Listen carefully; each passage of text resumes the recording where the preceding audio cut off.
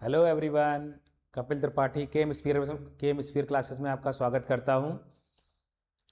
आज मैं आपको सेकंड इक्वेशन ऑफ मोशन समझाने जा रहा हूं, उसका डेरिवेशन, जिससे बहुत सारे न्यूमेरिकल सॉल्व होंगे। क्लास 9th का इंपॉर्टेंट डेरिवेशन और टॉपिक है, तो इसको ध्यान से देखेंगे और एंजॉय करेंगे इस इक्वेशन को, ठीक है। और इस पर फिर न्यूमेरिकल भी होंगे। पहले डेरिवेशन वाला पार्ट कवर करते हैं, ठीक है। कैसे स्टार्ट करेंगे? एवरेज वेलोसिटी जानते हैं आप लोग। एवरेज वेलोसिटी क्या होती है? ये equation of second equation of motion average velocity से आती है। तो एवरेज वेलोसिटी क्या होती है? Average velocity arithmetic mean of initial and final velocity होता है।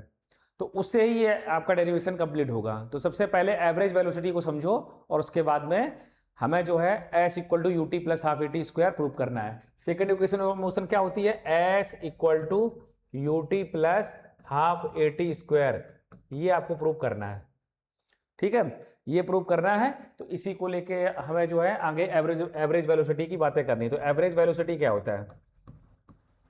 Average velocity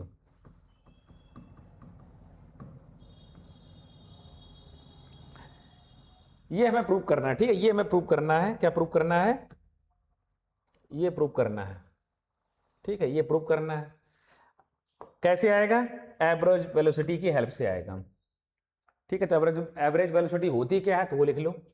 it is defined as the arithmetic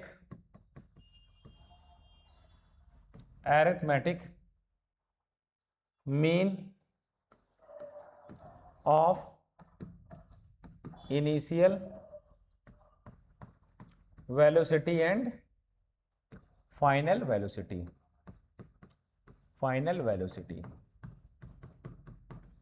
ठीक है। it is denoted by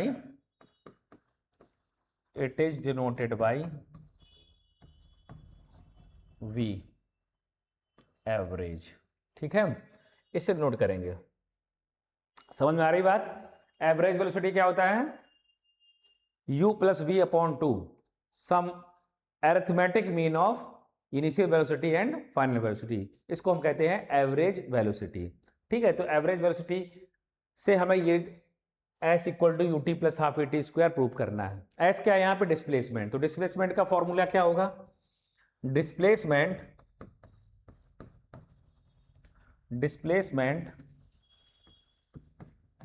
क्या होती है बोलो? एवरेज वेलोसिटी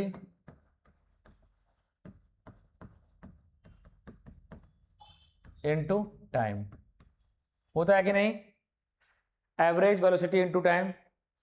तो डिस्प्लेसमेंट को डिनोट किससे करेंगे? एस से। S equal to average velocity किससे डिनोट करेंगे? U plus V upon two into T. होता है कि नहीं? एवरेज वेलोसिटी अभी हमने बताया arithmetic mean of initial and final velocity, और टाइम से मल्टीप्लाई करेंगे तो डिस्प्लेसमेंट बन जाएगा, ठीक है। अब क्या करना है इसमें? अब आपको इक्वेशन ऑफ मोशन जो फर्स्ट वाली उसका यूज करना। फ्रॉम फर्स्ट इक्वेशन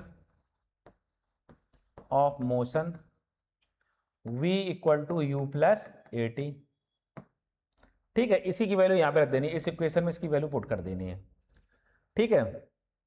तो s इक्वल टू क्या हो जाएगा? u प्लस वी की जगह क्या हो जाएगा? बोलो, v की जगह क्या हो जाएगा? u plus A T overall का divide by two into T, ठीक है। होता है कि नहीं? देखिए जाए। अब 2u प्लस ऐड करेंगे u से u और 80 डिवाइडेड बाई 2 इंटू टी, ठीक है। तो अब इसको डिवाइड करेंगे तो 2u by two plus 80 by two into T. तो ये आ जाएगा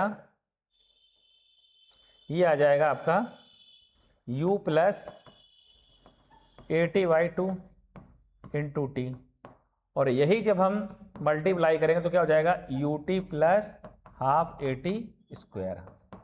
हो जाएगा कि नहीं? बोलिए, आ रही बात समझ में?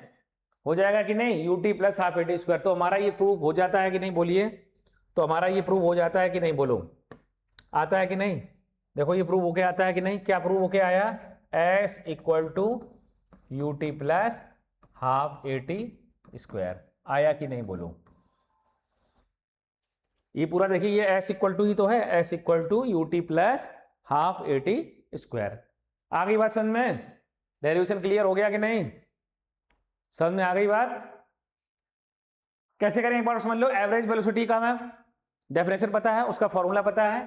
It is defined as the arithmetic mean of initial velocity, यानी initial velocity u and final velocity v, इसका अरिथमेटिक मीन, इसी को हम क्या कहते हैं? Average velocity. डिस्प्लेसमेंट क्या होती है? Velocity into time, average velocity into time. Average velocity क्या होती है? u प्लस वी बाई 2 और टाइम t। v की जगह पे हम क्या रख देंगे? फर्स्ट इक्वेशन से u प्लस ए टी रख देंगे, तो u प्लस ए टी, तो 2u प्लस ए टी, और इसको 2 से डिवाइड करेंगे तो u plus A T by 2 into T, तो u T plus half A T square आ जाता है। ठीक है, समझ में आ गया? ये आपका सेकंड इक्वेशन ऑफ मोशन का डेरिवेशन कंप्लीट होता है। इसकी हेल्प से हम डिस्प्लेसमेंट निकाल सकते हैं और बाकी की क्या चीजें निकाल सकते हैं? टाइम निकाल सकते हैं और ए निकाल सकते हैं, इनिशियल वेलोसिटी निकाल सकते हैं। तो चार चीजों का ये पूरा चार चीजों से मिलकर बना हुआ है, डिस्प्लेसमेंट, इनिशियल वेलोसिटी, टाइम और एक्सेलरेशन। तो इनमें से कोई तीन चीज आपको दी जाएंगी और फोर्थ चीज आपसे पूछी जाएगी। जैसे कि आपको u और t दे दिया गया और a दे दिया गया, तो आप s निकाल पाएंगे। या फिर u और t दे दिया गया है और s दे दिया गया तो a निकाल पाएंगे। या फिर u, a और s दिया तो t निकाल पाएंगे। इस तरीके से इसके क्वेश्चन सॉल्व होंगे। तो इसके न्यूमेरिकल भी पूरा आपको अच्छे से करवाएंगे। तो पहले ये डेरिवेशन को समझ लो, कैसे ये डेरिवेशन होता है। ठीक है, तो हमें लगता है ये आपको अच्छे से समझ में आ गया होगा। Thank you.